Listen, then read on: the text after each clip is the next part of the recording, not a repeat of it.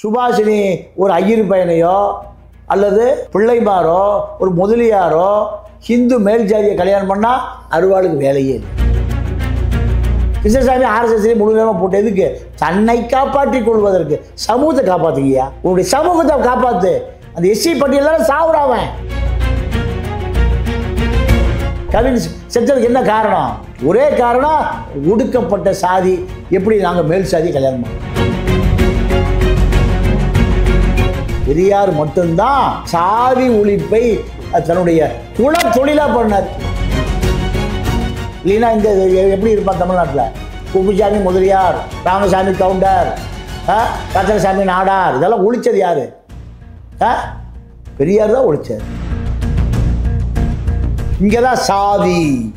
நீ என்ன சாதிடா? குறைஞ்ச சாதி, நான் உயர்ந்த சாதி. பெட்ரா குத்துரா, எத்தனை கொலை, எத்தனை கொலை.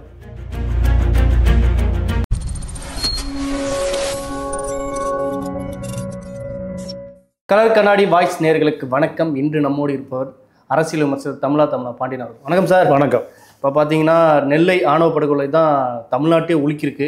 இப்போ அவங்களோட காதலி ஒரு காணொலி வெளியிட்டிருக்காங்க. நாங்கள் உண்மையாக காதலிச்சோம், ஆனால் எங்கள் பெற்றோருக்கு இதுக்கு சம்மந்தம் கிடையாது அப்படின்ற மாதிரி ஒரு காணொலி வெளியிட்டிருக்காங்க. அதை எப்படி பார்க்குறீங்க? இப்போது சுபாஷினி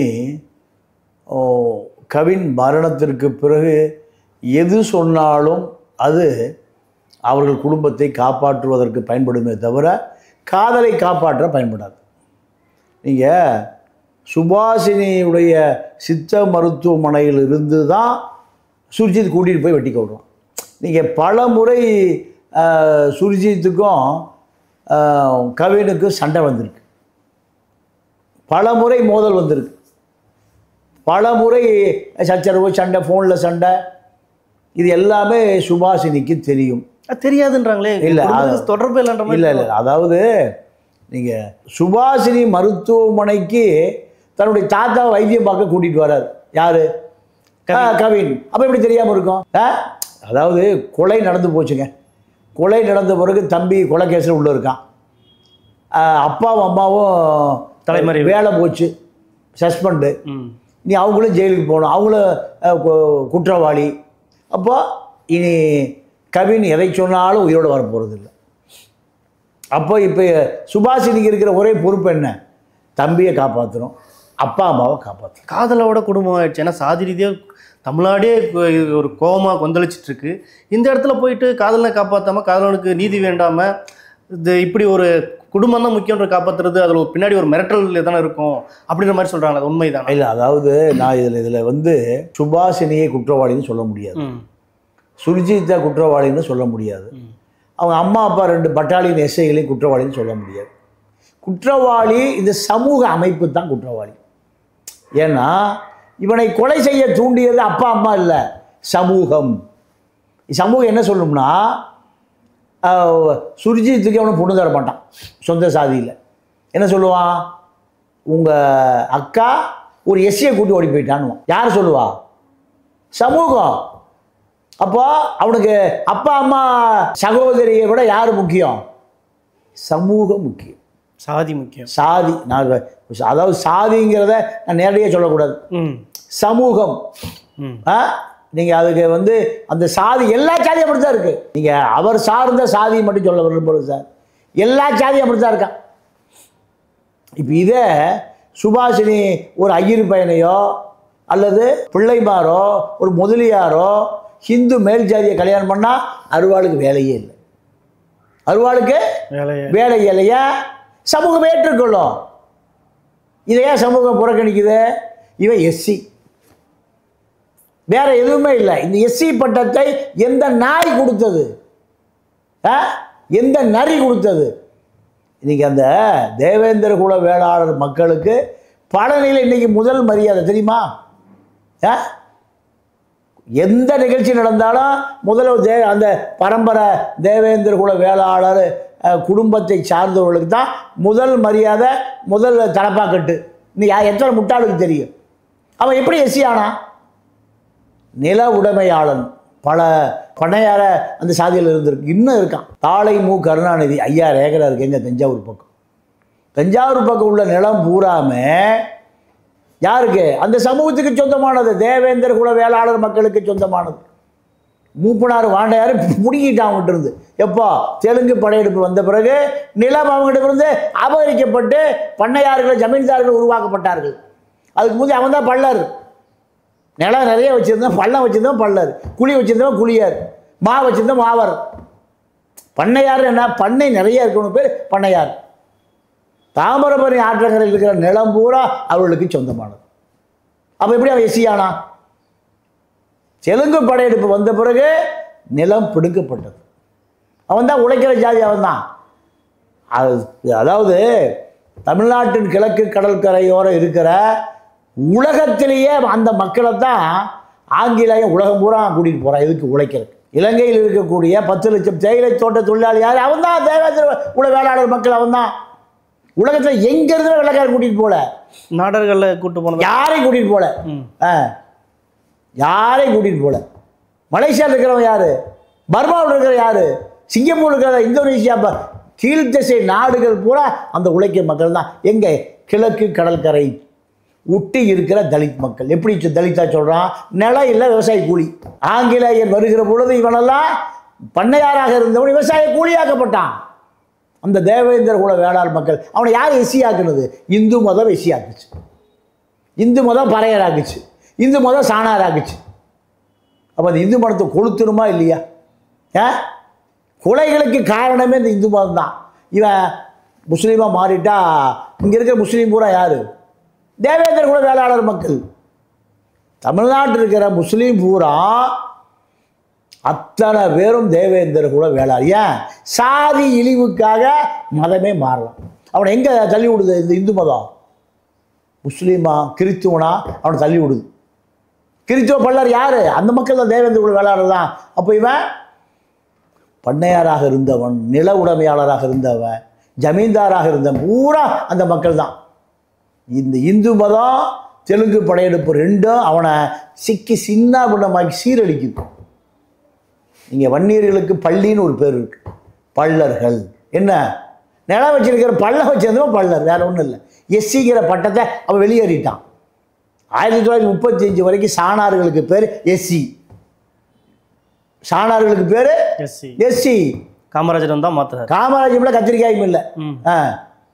வரலாறு நாடாரா காமராஜர் தான் உங்களுக்கு யாருமே தெரியாது. காமராஜருக்கு சாதிக்கும் சம்மந்தம் இல்லை.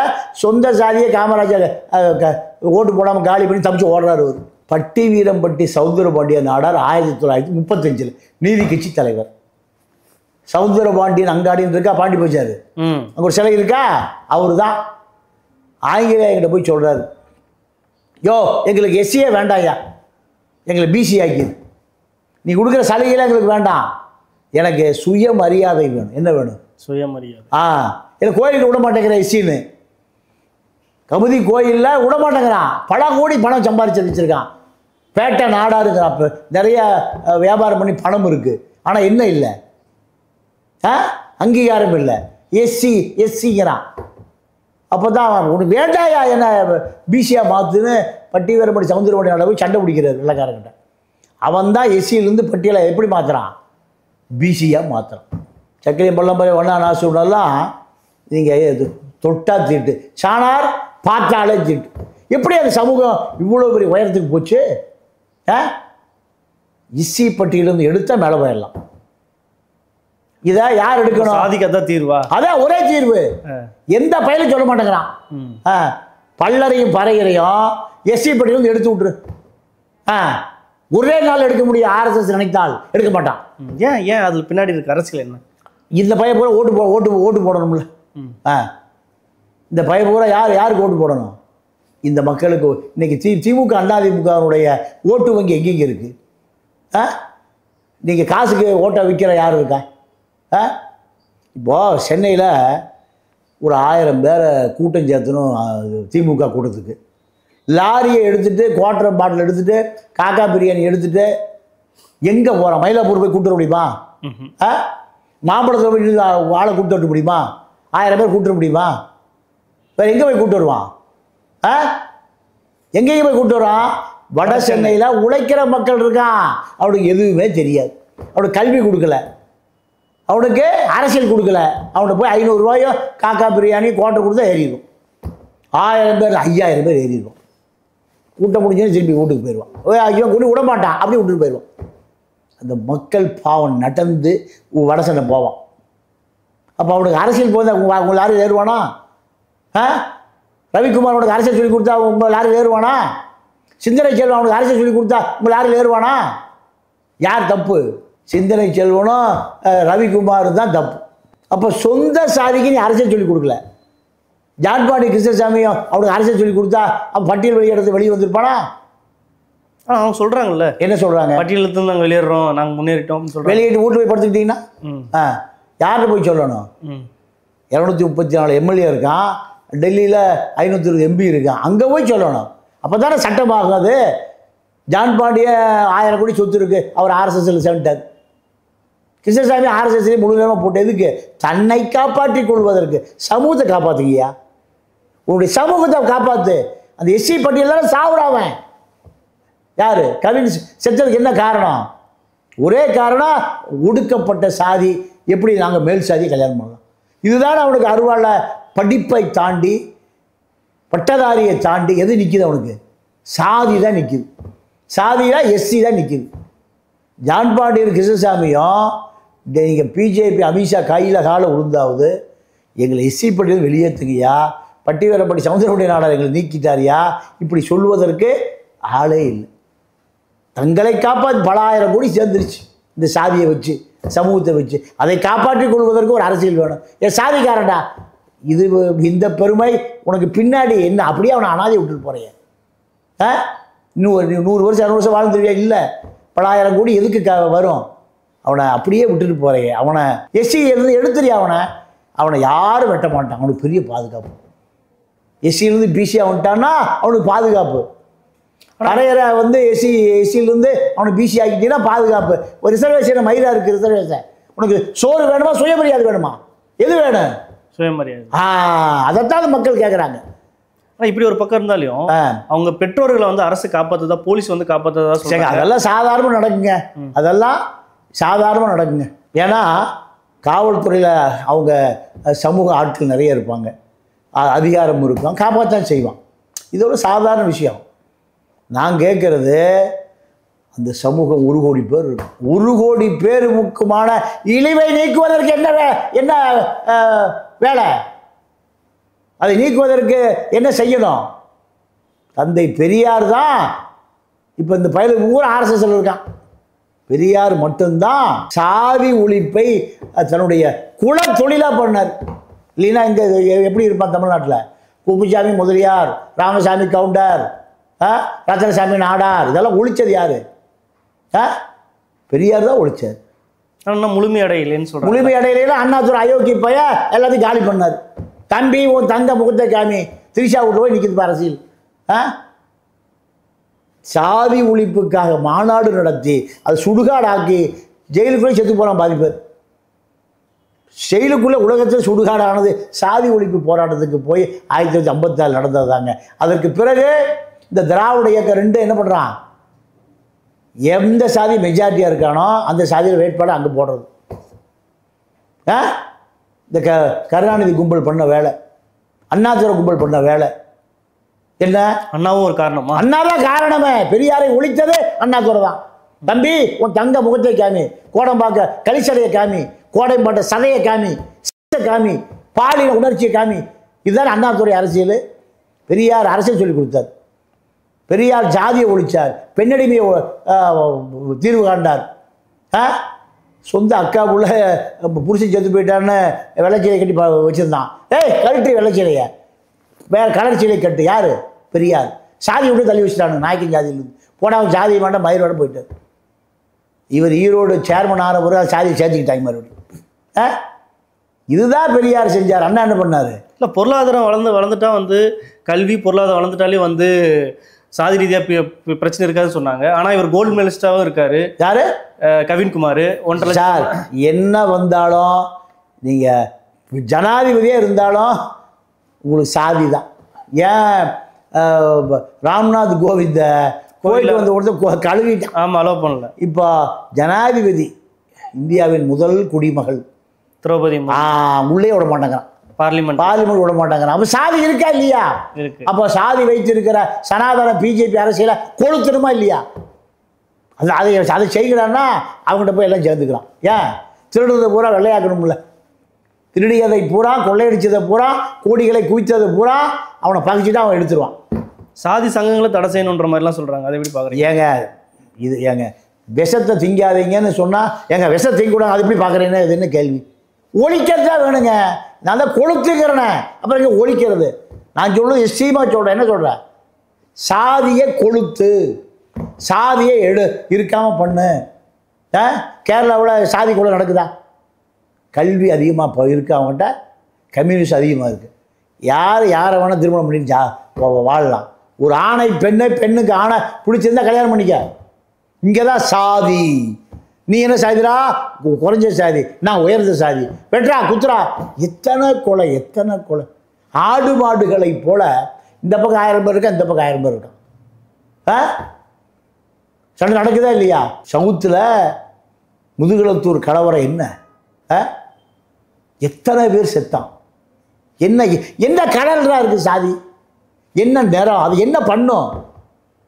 அடிமையாக்குவது, ஒரு மனிதனை அடிமையாக்குவதாண்டா சாதி. நீ காலில் பிறந்தவன், நான் இடுப்பில் பிறந்தவன் ஒருத்தவன். அப்போ இதை சொல்லுகிறது யாரு? RSS, BJP. பார்ப்பனியம் கூட. பார்ப்பனியம் தான். பார்ப்பனியத்தை எதுக்கு எதிர்க்க வேண்டிய இவனே அடித்து சாவுறான். ஏன்? இவனே அடித்து சேர்த்தா தான் இவன் பூரா ஒன்று சேர்ந்து அங்கே வரமாட்டான். எங்கே? பாப்பாங்கிட்ட வரமாட்டான், பார்ப்பனியத்துக்கிட்ட வரமாட்டான், சனாதனத்துக்கு வரமாட்டான். இடைநிலை சாதியில் இதெல்லாம் இது பார்ப்பனிய சூழ்ச்சி. அடித்து சாவு கிடையாது. நீங்கள் 2 பேரும் இடைநிலை சாதியினுடைய மோதலுக்கு நீங்கள் திட்டமிட்டவனே ஆர்எஸ்எஸ், பிஜேபி, சங் பரிவார அமைப்புகள் தான். சனாதன தர்மங்கிறானே, வெட்டிட்டு சாவுற தர்மங்கிறானே. சனாதன தர்மமா வெட்டிட்டு சாவுறது? கீழ் சாதி மேல் சாதியை வெட்டிட்டு சாவுறது. படிச்சிருக்கான், பட்டதாரியாக இருக்கான். ஆனாலும் நீ எனக்கு அடிமையாக இரு. நீ உழைச்சா நான் சாப்பிடுவேன். உழைப்பவன் கீழ் சாதி, உழைக்காதவன் மேல் சாதி. இந்த குப்பை இந்து மதம் எங்கே இருக்குது? இந்தியாவில் தான் இருக்குது. இந்தியாவில் 20% முஸ்லீம் இருக்கான். எப்படி வந்தவன்? நீ என்னை ஒடுக்கப்பட்டவன், ஒடுக்கி கீழ் சாதி சொன்ன, உன் ஜாதியாக வேண்டாம், உன் மதமே வேண்டாம் போடான்னா எங்கே போய் சேர்ந்துட்டான்? பாயா மாறிட்டான். இப்போ அவனை சாதி சொல்ல முடியுமா? இந்தியாவுடைய முஸ்லீம்கள் பூரா இந்து மதத்தில் விரட்டப்பட்டவர்கள். தமிழ்நாட்டில் இருக்கிற முஸ்லீம் பூரா ஒடுக்கப்பட்ட மக்களாக. அவனை ஒடுக்கி ஊருக்குள்ளே வராத, தெருவுக்கு வராத. பெரியார் தான் சொல்லுவார், அக்ராகாரத்தில் ஆடு போடாமா, மாடு போடாம். ஆடுகளும் மாடுகளும் கேவலம் மலந்திங்கிற நாய்கள் போலாம் அக்ராகாரத்துக்குள்ள. மனுஷன் போகக்கூடாதா? அது ஏன்டா அந்த அக்ராகாரம்? கொளுத்துறானார். நான் சொல்லுகிற பொழுது கொளுத்திரு, மண்ணெண்ணெய் வாங்கி வச்சுக்கோ, நெருப்பூட்டி வச்சுக்கோ. சொல்லுகிற போது கொளுத்துனார். இப்படியே மிரட்டினார் பெரியார். சாதியை ஒழிக்க முடிஞ்சுதா? முடியல. வாழ்ந்த காலம் முழுக்க சாதி எதிர்ப்பு போராளியாகவே வாழ்ந்தார். பெண்ணை அடிமையாக்காத, பெண் விடுதலைக்காகவே வாழ்ந்தார். ஆனால் இன்றைக்கி பெரியாரை இந்த சைமன் பைய திட்டான். நேற்று வந்த பையன் விஜயலட்சுமி புருஷன், கள்ளா புருஷன். அப்போது சீமானுடைய கட்சி கலைச்சிருக்க வேண்டாமா? சாதியை ஒழிக்கணும்னு சொல்கிறவன சீமா திட்டான்னா அப்போ அவன் சாதி வேணுங்கிறான். அப்படி தானே? சாக்ரட்டிஸை திட்ட முடியுமா? பஞ்சாபில் போய் பகவத்சிங்கை திட்டிட்டு சீமா வெளியே வந்துட முடியுமா? வெஸ்ட் பெங்காலில் போய் நேதாஜி பேசிட்டு சீமா தப்பிச்சு வந்துட முடியுமா? இங்கே பெரியாரை பேசி தப்பிச்சு வரான்னா திமுக சீரழிஞ்சு போச்சு, அதிமுக சின்னாவனமாக போச்சு. இவர்களுக்கெல்லாம் மூதாதையர் தந்தை பெரியார். அவர் தானே இவங்க கட்சி ஆரம்பித்தார். சாதி ஒழிக்கணுமையா, தமிழனை பூரா ஒற்றுமைப்படுத்தணுயா, பெண்களை பூரா விடுதலை பண்ணணுமையா, இதுதான் அவர் கொள்கை. ஆனால் இன்னைக்கு பெரியார் இல்லாதவருடைய விளைவு, கவின் கொல்லப்படுகிறான், இளவரசன் கொல்லப்படுகிறான். அநியாயமாக ஒரு உசுறு போச்சு. எத்தனை உசுறு? சாதி சாதி உன் என்ன கலரியா என்ன எவன் உழைக்கிறவன் பூரா கீழ் சாதி, உழைக்காதவன் பூரா. இந்து மதத்தை எதிர்த்தவன் தான் இப்போ பறையர். நாங்கள்லாம் இந்து மதத்தை ஏற்றுக்கொள்ள முடியாதுன்னு சொன்னவன் தான் சாணா நாடார். இது யார் ஒதுக்குறா? ஆரியம் ஒதுக்குறான். சாணான்னு பட்டம் அவன் தான் கொடுக்குறான், பள்ளன்னு அவன் தான் பட்டம் கொடுக்குறான், பறையன்னு அவன் தான் பட்டம் கொடுக்குறான். மாறாப்பே போடக்கூடாது சாதி. இன்னைக்கு என்ன ஆகி போச்சு? உயர்ந்த சாதி சிவ நாடார், அவர் தான் பெரிய கோடீஸ்வரர். இப்படி அந்த எஸ்சி பட்டியலிலிருந்து வெளியேறியதனுடைய விளைவு இன்னைக்கு இவர்களெல்லாம் மிகப்பெரிய அதிகாரத்துக்கு வந்திருக்கார்கள். அதே ஃபார்முலா தான். எஸ்சி பட்டியலை எடுத்துருங்கண்ணா, போட்ட பாப்பா பை தான் எடுக்கணும், வேறு யார் எடுக்கிறது? எவன் அந்த முத்திரையை குத்துனானோ அவன் தான் அழிக்கணும். இதுதான் இன்றைய அடிப்படை தேவை. சாதி ஒழிப்பு. கவின் காப்பாற்றப்படுவான், இளவரசர் காப்பாற்றப்படுவான். இதுக்கெல்லாம் என்ன இருக்குது? சாதி தான் இருக்குது. சாதியை என்று தீ வைத்து கொளுத்துகிறோமோ அன்னைக்கு தான் இந்த இனம் ஒற்றுமைப்படுத்த முடியும். தமிழர்கள் ஒற்றுமைப்படுத்தினால்தான் இவன் பொருளாதார ரீதியாக சமூக ரீதியாக உயர முடியும். பல்வேறு அரசியல் சார்ந்த தகவலை பகிர்ந்துகிட்டு மற்றவர்களை சந்திப்போம். நன்றி, வணக்கம். நன்றி, வணக்கம்.